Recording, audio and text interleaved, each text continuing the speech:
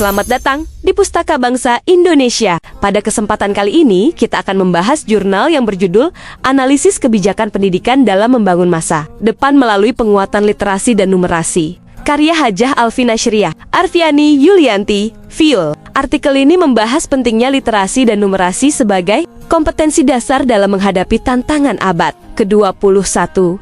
Penulis menegaskan bahwa pendidikan tidak hanya bertujuan meningkatkan pengetahuan peserta didik, tetapi juga membangun kemampuan berpikir kritis, memecahkan masalah, dan beradaptasi terhadap perubahan sosial serta teknologi. Rendahnya capaian literasi dan numerasi peserta didik Indonesia berdasarkan hasil PISA menjadi alasan utama perlunya penguatan kedua kompetensi tersebut melalui kebijakan pendidikan yang tepat. Penelitian ini menggunakan metode kualitatif deskriptif. Hasil penelitian menunjukkan bahwa literasi dan numerasi merupakan fondasi utama dalam pembangunan sumber daya manusia yang berkualitas. Literasi tidak hanya berkaitan dengan kemampuan membaca, tetapi juga memahami, mengevaluasi, dan menggunakan informasi secara kritis. Sementara itu, numerasi mencakup kemampuan menggunakan konsep matematika dalam kehidupan sehari-hari. Rendahnya capaian peserta didik Indonesia dalam bidang membaca dan matematika menunjukkan bahwa penguatan kedua kompetensi tersebut perlu dilakukan secara sistematis agar peserta didik mampu menghadapi tuntutan dunia, kerja, dan perkembangan teknologi.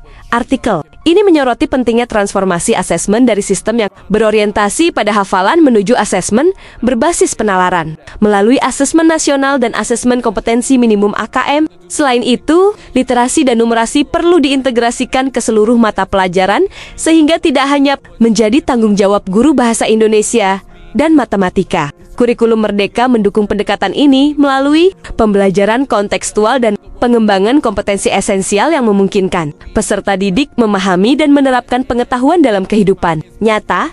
Implementasi kebijakan masih menghadapi berbagai kendala, seperti miskonsepsi mengenai literasi dan numerasi, kesenjangan digital, keterbatasan sarana pendidikan, dan budaya belajar yang masih berorientasi pada nilai. Selain itu, kapasitas guru menjadi faktor penentu keberhasilan kebijakan karena guru berperan langsung dalam proses pembelajaran. Oleh sebab itu, diperlukan pelatihan berkelanjutan bagi guru, pemanfaatan data asesmen nasional dan rapor pendidikan, penyediaan lingkungan belajar yang literat, serta kebijakan afirmatif bagi sekolah yang memiliki keterbatasan sumber daya secara keseluruhan. Artikel ini menegaskan bahwa penguatan literasi dan numerasi merupakan langkah strategis dalam meningkatkan kualitas sumber daya manusia Indonesia.